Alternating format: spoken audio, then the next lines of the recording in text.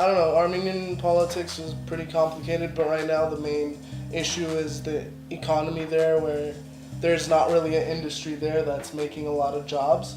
So there are a lot of people that don't have jobs, and they could only get lucky if their family has owned a business and they could get into that business. And there's an opportunity for them to build like factories out there where they could like either build phones or build, because there's a phone company that wants to open a factory in Armenia so that they could. What phone company is it? I don't know. I think it's like the brand's foreign. Is it big out there? I don't know. It's an Android phone. Oh, it's Android based. It's an Android. It's just another factory for people to have jobs and for them to work there. A lot of people work in agriculture there, and they mainly rely on supply and demand. Basically, if people demand a certain thing, then they make that thing, and but it's never constant. There's not a constant flow of income for people, so it's kind of hard to like live out there. And why is that? Is it due to the government or why?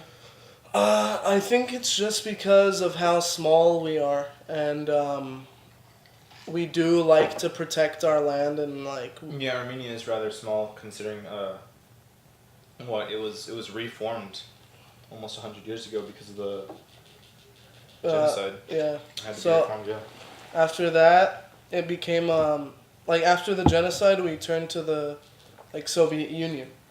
Mm-hmm. So we were a part of the USSR for a bit, and then like we had our independence basically. Yeah. Like in the late like 1900s, we became independent. A giant earthquake hit, and then that kind of ruined a lot of other things like the infrastructure, and created like people had to basically rebuild, and we've been rebuilding till now.